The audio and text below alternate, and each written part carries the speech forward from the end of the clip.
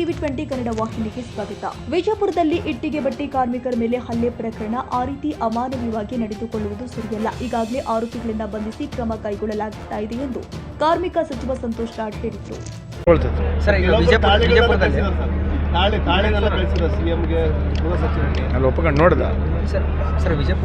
ವಿಜಯಪುರದಲ್ಲಿ ಆದಂಥ ಒಂದು ಕಾರ್ಮಿಕರ ಮೇಲೆ ಘಟನೆ ಆಯ್ತಲ್ಲ ಸರ್, ಅದು ಎಲ್ಲಿ ಬಂದು sir?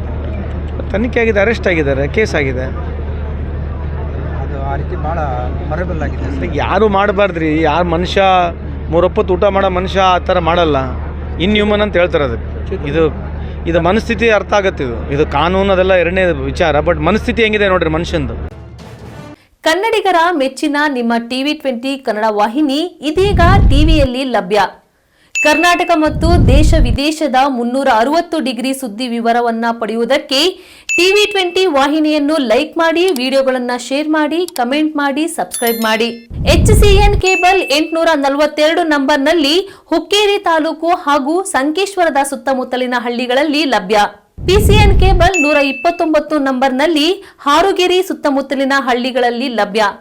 Raibag digital channel cable 80ನೇ ನಂಬರ್ನಲ್ಲಿ ರಾಯಬಾಗ ತಾಲೂಕಿನ ಸುತ್ತಮುತ್ತಲಿನ ಹಳ್ಳಿಗಳಲ್ಲಿ ಲಭ್ಯ. UDCN ಕೇಬಲ್ ನೆಟ್ವರ್ಕ್ ಉಗಾರ ಸುತ್ತಮುತ್ತಲಿನ ಹಳ್ಳಿಗಳಲ್ಲಿ ನಿಮ್ಮ ಟಿವಿ 20 ಕನ್ನಡ ವಾಹಿನಿಯೂ ಲಭ್ಯ.